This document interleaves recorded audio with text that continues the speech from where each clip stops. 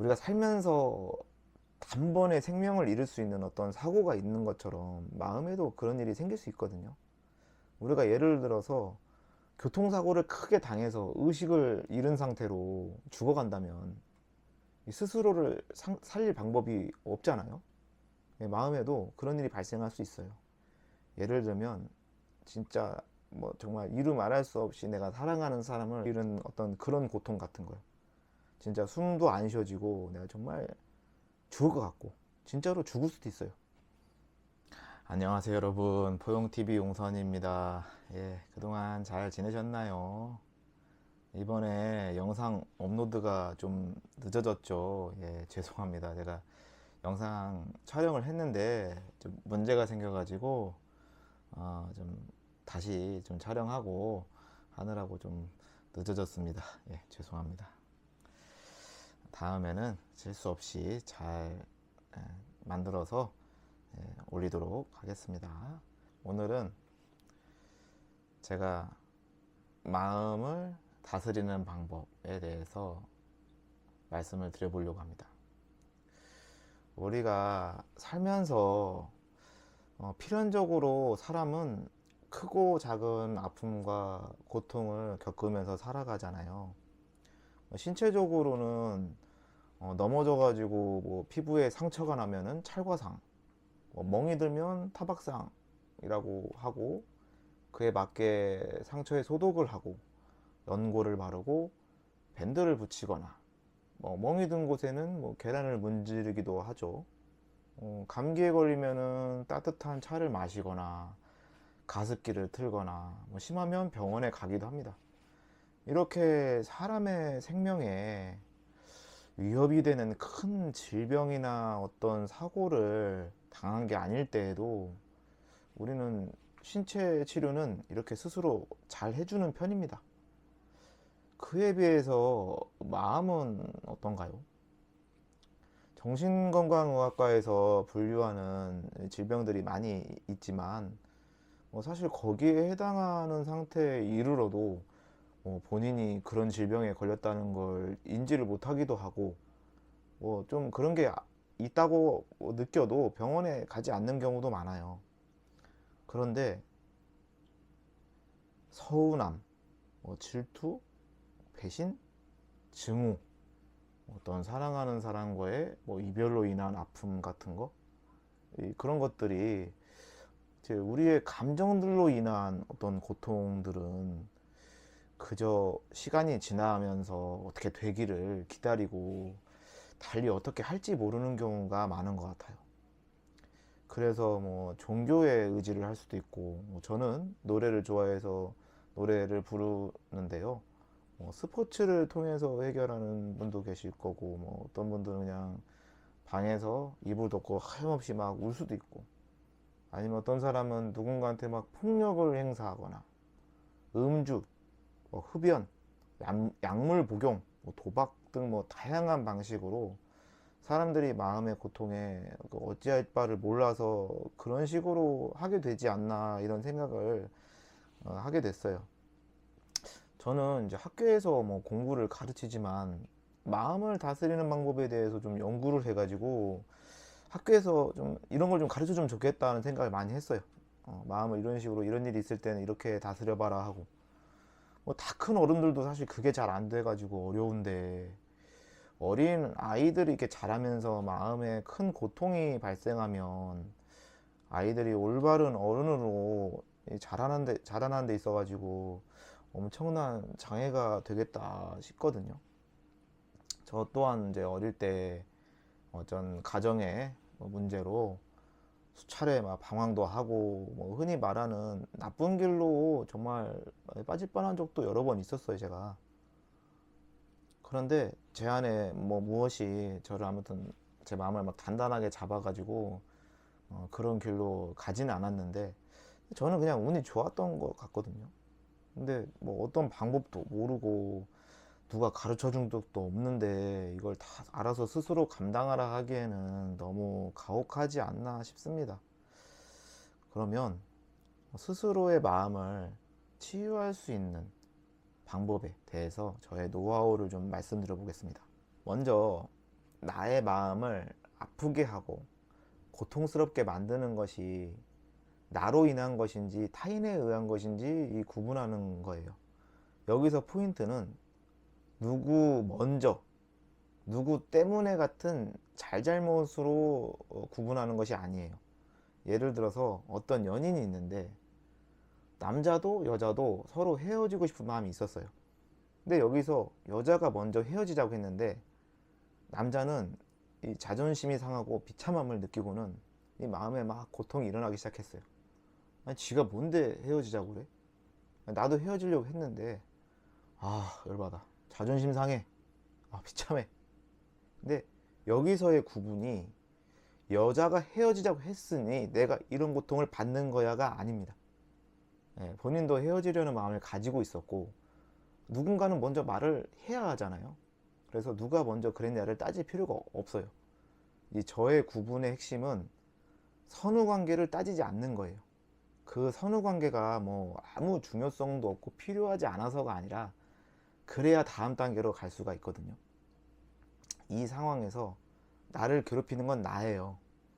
먼저 헤어지자는 말을 못했다고 자존심이 상했고 헤어지자는 말을 들었다고 해서 비참한 마음이 드는 건 나의 문제거든요. 먼저 이렇게 문제의 원인을 구분을 합니다. 뭐든 처음이 어려운 것처럼 이것도 하다 보면 능력이 키워져서 익숙해지고 능숙해져요. 그래서 그 다음 단계는 이제 인정입니다. 그래, 나도 헤어지려고 속으로 생각하고 사실 있었는데 내 자존심이 나를 힘들게 만들고 스스로를 비참하게 만든 것이지 상대가 헤어지자 하면서 뭐 나를 막 모욕한 것도 아닌데 내가 나를 힘들게 하고 있는 거구나 하고 인정하는 거예요. 누가 먼저 말했다고 해서 마음이 조금 더 힘들고 덜 힘들고가 있을 수도 있고 내가 먼저 말해서 상대가 더 고통을 받는 일이라면은 차라리 내가 이별을 먼저 들은 게 낫다. 여기서 사실 누구 마음이 더 힘든지는 정해진 건 없어요. 예를 든 거고 이 자신의 마음이 이 설득되는 방식을 택하면 돼요. 중요한 거는 나의 마음을 추스리는 것이기 때문에 나에게만 적용되는 방식을 써도 됩니다. 그런데 보통의 경우 우리는 자의하고 타의가 섞여서 구분이 어려워가지고 이 마음이 힘든 일이 많은 것 같아요. 예를 들어서 헤어지자고 말하면서 상대가 나를 비난하고 진짜 모욕적인 언사를 했다고 가정을 해볼게요. 내가 잘못한 일들, 서운하게 만든 일이 있었어도 그 상대가 나를 막 비난하고 모욕적인 언사를 하는 게 정당화되진 않잖아요. 그런데 서로가 생각할 때 제가 먼저 나에게 그런 행동과 말을 안 했으면 나도 비난하고 모욕하지 않았겠지, 이런 방식으로 생각하면 안 돼요. 내가 서운하게 했던 일이나 마음을 아프게 하는 일들이 있었으면 어려워도 일단 그것부터 생각 정리를 해야 돼요. 상대가 한 거는 좀 일단 미뤄둡니다. 내가 한 것만 일단. 그때 나의 마음과 행동이 그럴 의도가 아니었다고 해도, 그리고 이해가 되지 않는다 해도 그럴 수 있구나 하고 인정을 하는 거예요. 타인의 잘못을 아예 묻지도 따지지도 말라, 그건 아니거든요. 일단 내가 한 말과 행동, 타인이 한 말과 행동을 구분을 먼저 해놓고 나서 생각을 하는 거예요. 그래서 내가 한 말과 행동으로 어떤 결과가 초래가 됐는지를 인정을 하고 그 다음은 나의 감정에 대한 솔직한 마음을 전달하는 용기를 발휘하는 거예요. 타인의 잘못 같은 거는 잠깐 밀어놓고 나의 잘못이나 상대를 마음 아프게 한 것에 대해서 먼저 인정하고 사과를 하거나 이 상대의 마음을 달래는 행동을 먼저 하는 이 용기를 발휘하는 거예요. 그러면 보통은 상대도 이 나의 용기를 보고 아니 자기도 서운하고 이게 이런 거는 기분이 나쁠 수도 있는데 이런 생각이 들다가도 근데 나한테 이렇게 해준다고 이런 생각이 들면서 이 자신을 돌아보게 되고 그래서 나한테 또 사과를 해주거나 나의 마음을 또 헤아려주고 위로해주려고 해요, 보통은. 근데 그게 전혀 그렇지 않은 사람이라면 오히려 마음 정리가 쉬워요.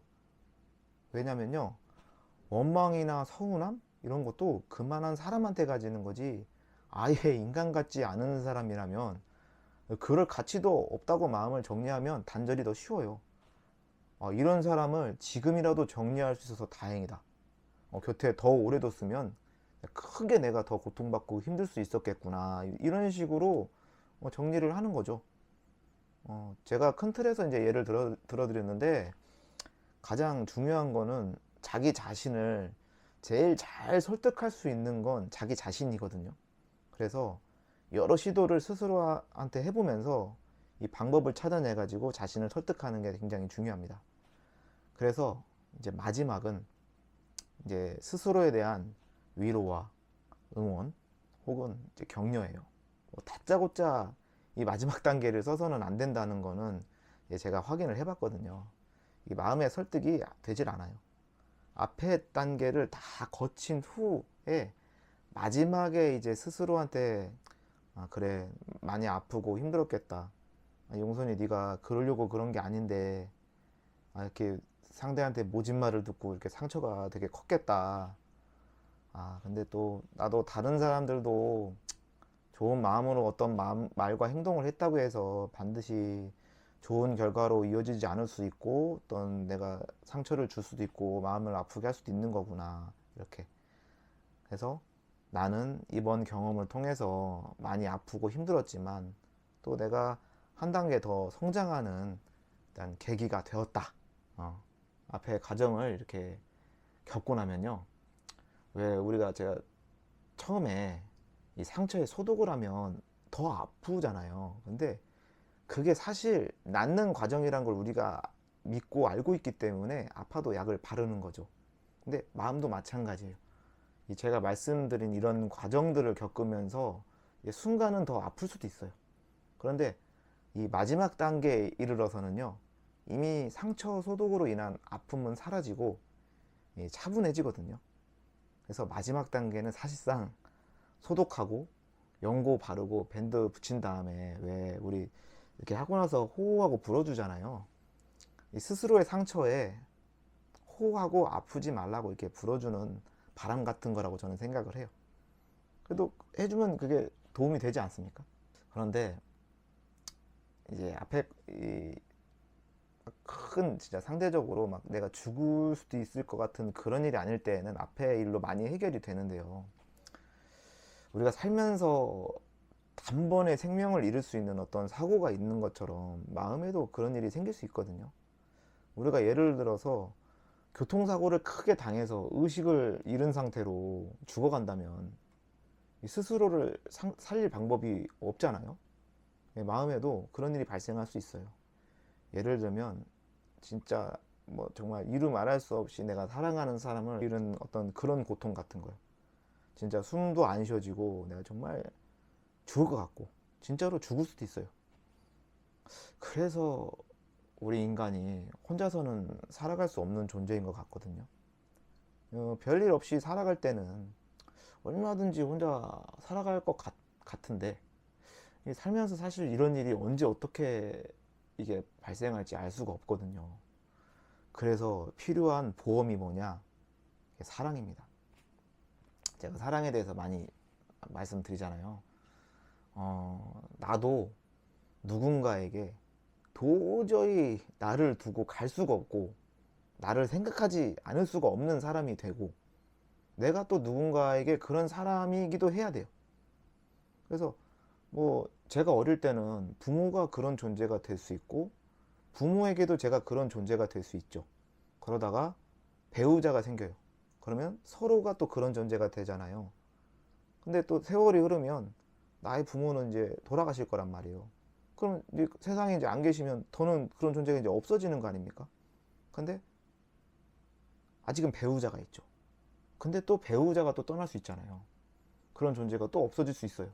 그럴 때 나의 자녀가 또 그런 존재가 되어서 우리가 이렇게 서로를 살아갈 수 있게 만드는 이게 기본 장치 같다고 저는 생각을 해요. 그래서 사람이 사랑해서 결혼하고 아이를 낳고 이게 그래서 또 있지 않나, 저는 이런 생각도 하거든요. 그래서 이 관계가 가장 중요한데, 이 부모, 자식, 배우자 간에 이게 되지 않는 경우도 많거든요. 그러니까 그래서 우리가 친구가 또 있지 않습니까? 우리가 언제 아프고 경제적인 어려움을 겪을지 몰라서 이 저축을 하는 것처럼 저는 사랑도 저축을 해야 한다고 생각을 해요. 나를 사랑해주는 가장 가까운 사람들에게 먼저 나도 사랑을 많이 전하고 살다 보면 내가 그들을 살리기도 하고 그들이 나를 살리기도 해요. 그래서 우리가 이렇게 끝까지 어떻게든 이런 식으로 살아내면서 그 안에서 이제 삶의 의미를 이렇게 찾아가야 되는 게 아닌가 이런 생각을 해봤습니다. 예, 오늘 또 저의 깨달음을 여러분들한테 말씀을 드렸는데 오늘의 이야기도 조금이나마 여러분한테 도움이 되면 좋겠습니다. 예, 오늘은 여기까지입니다. 항상 건강하시고 다음에 또 뵙겠습니다. 감사합니다.